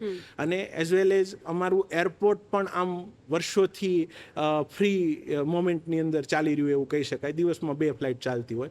તો એવિએશનના સપોર્ટિંગ કોર્સ પણ ત્યાં અમને અવેબિલિટી થઈ શકે એવું છે. તો એની માટે પણ અમે આગળ ઉપર એ વિઝનથી પણ જવાના છીએ. અને અત્યારે હજી યુનિવર્સિટી છે એ 2 જ વર્ષ થયા છે, એટલે એમાં પણ અમે વધારે ને વધારે કેમ રિસર્ચ પ્રોગ્રામ આવે, વર્લ્ડ વાઇડ અમે ઇન્ટરનેશનલ ટાઈપ્સ કેવી રીતે કરી શકીએ અને એમાં આપણા સ્ટુડન્ટને કેમ બેનિફિટ મળી શકે. ફોર એક્ઝામ્પલ, હમણાં મેં યુકેની બ્લૂમબરી ઇન્સ્ટિટ્યૂટ સાથે એક ટાઈપ પ્રોગ્રામ કર્યો, જે પહેલાં લંડન બિઝનેસ સ્કૂલ હતી, હમણાં અપગ્રેડ કરીને એને બ્લૂમબેરી ઇન્સ્ટિટ્યૂટ કરી. તો એ આખો ઇન્ટિગ્રેટેડ પ્રોગ્રામ અમે બંને યુનિવર્સિટીએ ભેગા થઈને એવી રીતે કર્યો છે કે 2 વર્ષ સ્ટુડન્ટ અહીંયા ભણશે, 2 વર્ષ ત્યાં ભણશે, તો 4 વર્ષે એની કમ્બાઇન્ડ ડિગ્રી આવશે. કોઈક સ્ટુડન્ટ એવું ઈચ્છે કે મારે 3 વર્ષ અહીંયા ભણવું છે અને 1 વર્ષ ત્યાં ભણવું છે, તો પણ એને કમ્બાઇન્ડ ડિગ્રી મળે. કારણ કે અત્યારે ફોરેન જવાનો ટ્રેન્ડ છે સ્ટુડન્ટને, પણ ઘણા બધા સ્ટુડન્ટ ત્યાં ગયા પછી એને એવું થાય છે કે આપણે યુનિવર્સિટી ખોટી પકડાઈ ગઈ છે અથવા તો કંઈક આપણે છેતરાઈ ગયા છીએ. એની બદલે અમે એવો વિચાર કર્યો કે સ્ટુડન્ટને ઇકોનોમિકલ પણ બેનિફિટ થાય અને જે ઈચ્છે છે એ પણ મળે. તો આ એક અમને એક ઓપોર્ચ્યુનિટી મળી હતી કે અમે ઓલ ઇન્ડિયા યુનિવર્સિટી એસોસિએશનનું એક ડેલિગેશન ત્યાં ગયેલું અને એ ડેલિગેશનમાંથી અમારી સાથે 15-17 વીસી અને એઝ અ પ્રેસિડેન્ટ હું પણ ત્યાં એ ડેલિગેશનમાં ગયા હતા. અને એ યુનિવર્સિટીએ બંનેની યુનિવર્સિટી એસોસિએશનના મિટિંગ્સ હતી, એમાં એક ઓફર કરી કે કોઈકને અમારી સાથે ટાઈપ પ્રોગ્રામ કરવો હોય તો કરી શકો. બાકીની યુનિવર્સિટી તો ગવર્મેન્ટ યુનિવર્સિટી હતી એટલે એને ઈસીની મંજૂરી લેવાની ના બધું હતું. અમે પ્રાઇવેટ યુનિવર્સિટી એક જ હતા, તો મેં ત્યાં એ ટાઈપ પ્રોગ્રામ એમની સાથે કરી લીધું. જ્ઞાન મંજરી વેરી ફર્સ્ટ યુનિવર્સિટી હશે જેણે આવું કોઈ કોલેબોરેશન કર્યું છે કે ફોરેન એજ્યુકેશન અહીંયા રહીને. હા, હવે એમાં ઘણું બધું કામ કરવું પડે. પહેલું તો શું કરવું પડે કે ઇન્ટિગ્રેટેડ પ્રોગ્રામ છે એટલે બંને સિલેબસ સેમ કરવા પડે. એટલે પહેલું અમારું ટાસ્ક અત્યારે એ થઈ રહ્યું છે. પછી બંને ઓપ્શન આપ્યા છે કે કોઈકને 1 વર્ષ અહીંયા ભણીને ત્યાં 3 વર્ષ કરવા છે, 2 અહીંયા ભણીને 2 કરવા છે, 3 અહીંયા કરીને 1 કરવા છે, તો બધી રીતે કરી શકે. એને લીધે શું થાય કે ત્યાં આગળ ધારો કે £20,000 એન્યુઅલ ફીસ છે. હવે 3 વર્ષ અહીંયા ભણશે તો અમારી ફીસ પે કરવાની થશે, તો એ 1 લાખ રૂપિયા ફીમાં પતી જશે ને ત્યાં 20 lakhs પે કરવા પડશે. ડિગ્રી તો સેમ મળવાની છે. તો અમે અત્યારે 4 કોર્સમાં, આમાં કઈ ડિગ્રી ઇન્ક્લુડ થાય છે? 4 કોર્સમાં અમે ટાઈપ કર્યું છે. એક LLB છે એટલે લોઝના પ્રોગ્રામ છે, એક મેનેજમેન્ટના કોર્સ છે, BBA MBAના કોર્સ છે, પછી એક આર્ટ્સ છે અને લિબરલ આર્ટ્સના કોર્સ છે અને કોમર્સ ઇકોનોમિક્સના કોર્સ છે. આ 4 કોર્સની અંદર અત્યારે અમે એમની સાથે એ પ્રકારનું ટાઈપ કર્યું છે. તો આવા જે વેલ નોન ઇન્સ્ટિટ્યૂટ છે ઇન્ટરનેશનલ, કારણ કે હવે એ લોકોને સ્ટુડન્ટની નીડ છે ફોરેનની અંદર, એટલે ટાઈપ તો કોઈ પણ કરી લેવાના છે. અને કોઈ પણ યુનિવર્સિટીમાં તમે મેઇલ કરો એટલે એ લોકો યસ જ કરીને મોકલાવે છે. પણ એક લેવલે સ્ટેન્ડ કરતી યુનિવર્સિટીઓ છે કે જ્યાં આગળ સ્ટુડન્ટ અહીંથી જાય તો એને એક બેનિફિટ થાય. ધારો કે આપણો સ્ટુડન્ટ છે એ લોમાં ઇન્ટિગ્રેટેડ કરે તો બંને જગ્યાએ બેરિસ્ટર થઈ શકશે, અહીંયા તે એડવોકેટની પ્રેક્ટિસ કરી શકશે, ત્યાંય કરી શકશે, બંનેના લાયસન્સ મળશે. તો આવા બેનિફિટ થાય એવા વિઝનથી એક યુનિવર્સિટીને અમે આગળ લઈ જઈ રહ્યા છીએ. અને અમારે ત્યાં ભણતા હોય એવા સ્ટુડન્ટ એવા સ્કિલ બેઝ પ્રિપેર થાય કે કાં તો એ એન્ટરપ્રેન્યોર સારા બને અથવા તો એ એમ્પ્લોયી સારા બને. એટલે એ આઈ રિયલી વિશ કે જ્ઞાન મંજરી ગ્રુપ છે આવા બીજા ઘણા બધા ફોરેન યુનિવર્સિટી સાથે કોલેબોરેશન કરે જેનાથી સ્ટુડન્ટ્સને ફેમિલીથી પણ દૂર ના જવું પડે, ફિનાન્શિયલી પણ સફર ના કરવું પડે અને સેમ વેલ્યુએશન સેમ વેલિડેશન સાથેના કોર્સની અહીંયા વેલ્યુ પણ મળી જાય. તમે એન્ટરપ્રેનર્સની વાત કરી તો જ્ઞાન મંજરી ગ્રુપ અથવા જે એસઆઈપી પ્રોગ્રામ છે તમારો એ તમારા સ્ટુડન્ટ્સને એન્ટરપ્રેનર બનવા માટે કેવી રીતે પ્રેરિત કરતું હોય છે? હવે જે એસઆઈપી પ્રોગ્રામ છે ને એ તો કોમ્પિટિટિવ એક્ઝામને ક્રેક કરવા માટેનો છે, એટલે ત્યાં એન્ટરપ્રેન્યોર કે એમ્પ્લોયીનો મુદ્દો ના આવે, કારણ કે એ તો કોમ્પિટિટિવ એક્ઝામ ક્રેક કરી અને હાયર એજ્યુકેશનમાં એડમિશન લેશે. કરેક્ટ. પણ અમારી યુનિવર્સિટી છે એની અંદર અમે આ બંને ઉપર વધારે ફોકસ કરી રહ્યા છીએ. અમારે ત્યાંથી 3-4 સ્ટાર્ટઅપ પણ એવા થયા છે કે જેનાથી સ્ટુડન્ટ અત્યારે સારું એવું 1 લાખ ભારત પે એ ત્યાંથી જ ફાઉન્ડ થયેલું સ્ટાર્ટઅપ છે. તો અત્યારે યુનિકોર્ન બની ગયેલું સ્ટાર્ટઅપ છે. તો એના જે કોર એમ્પ્લોયી જે બધા સ્ટુડન્ટ છે એની ટીમ આખી અમારી જ્ઞાન મંજરીની પહેલી બેચની ટીમ હતી. અને એમાં જેટલા લોકો ત્યાં ભણ્યા એ જ લોકો અત્યારે એ કંપનીમાં એક સાથે છે. પછી તો મોટો સ્ટાફ એનો થઈ ગયો, પણ જ્યારે એ ઇન્ક્યુબેટ થયું ત્યારે જે પહેલી કોર ટીમ હતી જે આ આઈડિયાને માર્કેટમાં લઈ જવા માટે લોન્ચ કરી, જે એના ફાઉન્ડર છે એ તો શાશ્વત મારા પાર્ટનર છે, નાકરાણી સાહેબ એનો સન છે, IITN છે, અને એની સાથે અમારા સ્ટુડન્ટની આખી ટીમ થઈ અને એમણે આખું આ ભારત પે, એ સિવાયના 2-3 સ્ટાર્ટઅપ એવા થયા કે જે અત્યારે સારું એવું ગ્રો કરી રહ્યા છે. એટલે જે આપણે એન્ટરપ્રેન્યોરની વાત કરી તો એની અંદર પણ સારું એવું વર્ક થઈ રહ્યું છે, અને સાથે સાથે 95 to 97% પ્લેસમેન્ટ રેશિયો છે જ્યારથી કોલેજ સ્થાપિત થઈ ત્યારથી. એટલે એમ્પ્લોયી પણ ફૂલ ફેઝની અંદર રિક્રુટ થઈ રહ્યા છે. કરેક્ટ. મને આટલી બધી જ્ઞાન મંજરી વિશે વાત કરીને તો મને અત્યારે સવાલ થાય છે કે જ્ઞાન મંજરી શબ્દનો અર્થ શું છે? યસ, હવે એની પણ એક આખી હિસ્ટ્રી છે. અમે 4 મિત્રો છીએ, એમાંથી એક અમારા સૌથી સિનિયર પુરોહિત સર, અને એ મેથ્સ ફેકલ્ટી, એમના ફઈ છે, એમણે અમને આ જ્ઞાન મંજરી નામ આપેલું. ઓકે, મતલબ નામ ફઈબાએ જ પાડ્યું છે. અને એમને આઈ થિંક જ્ઞાન મંજરી ગીતાજીનું નામ છે. ઓકે. અને જ્ઞાન મંજરીનો મિનિંગ એવો છે કે આપણે પેલા માંજેર કહીએ તુલસીમાના, મંજરી જે કુપળ ફૂલે, એટલે જ્ઞાનરૂપી કુપળ જે ખીલે એના કોમ્બિનેશન ઉપરથી આખું જ્ઞાન મંજરી એવું નામ છે. બહુ જ બ્યુટીફુલ થોટ છે, બહુ જ સરસ. સર, મને થોડા એવા એક્ઝામ્પલ્સ જાણવા છે કે જે તમારી યુનિવર્સિટીમાં જે સ્ટુડન્ટ્સ ભણ્યા હોય અને અત્યારે બહુ જ સારા લેવલ પર કોઈ સ્ટાર્ટઅપ એમના થ્રુ ચાલુ થયું હોય, તો એવા કોઈ એક્ઝામ્પલ હોય તો પ્લીઝ શેર કરો. અમારી યુનિવર્સિટીમાંથી 5-6 સ્ટાર્ટઅપ થયેલા છે. એમાં ધારો કે નમન મકવાણા કરીને છે, ઇન્ફિનિટી ઇન્ફોટેક કરીને એક સ્ટાર્ટઅપ એણે કરેલું છે. એક હેમાંગ વ્યાસ કરીને છે, એણે દેવસ્વ કરીને એક સ્ટાર્ટઅપ કરેલું છે. એક ઓર્ગેનિક ફિલ્ડની અંદર સ્ટાર્ટઅપ થયેલું છે. પછી ભારત પે મેં તમને અગાઉ વાત કરી એ રીતે આમ 5-6 જેવા સ્ટાર્ટઅપ છે એ અમારી યુનિવર્સિટીમાંથી ઇન્ક્યુબેટ થયેલા છે. અને અમારા જ સ્ટુડન્ટ બધા ભેગા થઈને આખી ટીમ થ્રુ આવા સ્ટાર્ટઅપ કરતા હોય છે. અને આ થવા પાછળનું રીઝન એ કેવું છે કે એવરી યર અમે એક 4 દિવસનો ટેક ફેસ્ટ કરતા હોઈએ છીએ. ઓકે. અને એમાં સ્ટુડન્ટના ગ્રુપને અલગ અલગ પ્રોજેક્ટ્સ સોંપેલા હોય, અને એ પ્રોજેક્ટને આઉટકમ લાવી અને એક પ્રેક્ટિકલ ફોર્મેટની અંદર એણે ત્યાં આગળ પ્રેઝન્ટ કરવાના હોય છે. તો એવરી યર 150-200 પ્રોજેક્ટ એવા એક્ઝિબિશનની અંદર મુકાતા હોય જેમાં આખું ભાવનગર એને જોવા આવતું હોય, અને આવા નવા સ્ટાર્ટઅપ બેઝ અથવા તો કોઈક મિકેનિકલ બેઝ, આઈટી બેઝ એવા પ્રેક્ટિકલ પ્રોગ્રામ છે એની અંદર થતા હોય. અને એને કારણે શું થાય કે સ્ટુડન્ટને એક આવું નવું કંઈક ઇન્ક્યુબેટ કરવાનું એક વિઝન મળે, અને સાથે સાથે એ તરફ પ્રેરિત થાય.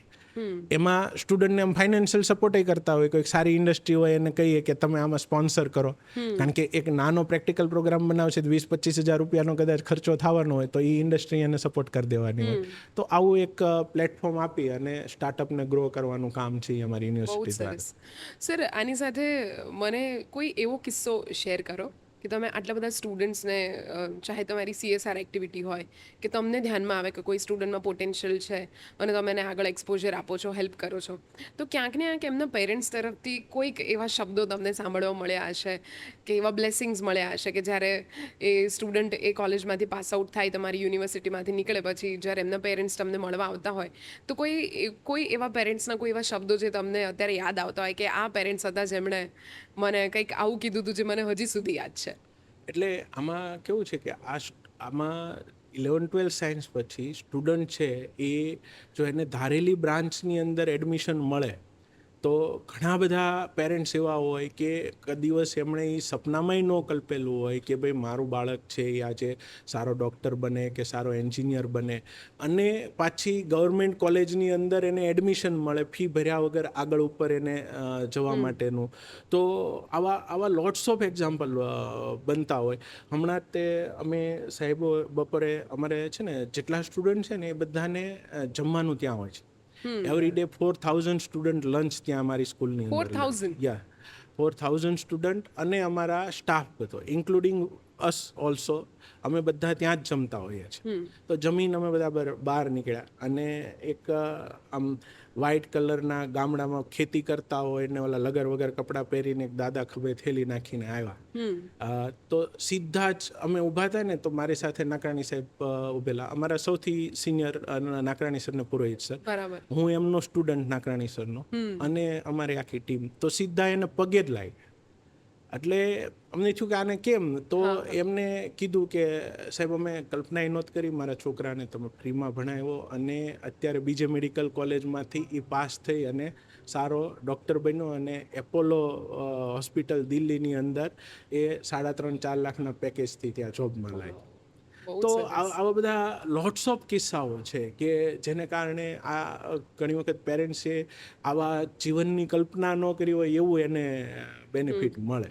અને આજે અલ્ટિમેટ કેવું થવાનું કે તમે કદાચ કોઈકને 1 લાખ 2 લાખ 5 લાખ રૂપિયાની સહાય કરી દો તો એ જ્યાં સુધી એની પાસે પૈસા હશે અથવા તો વાપરી નાખશે ત્યાં સુધી એને કંઈક મળવાનું છે.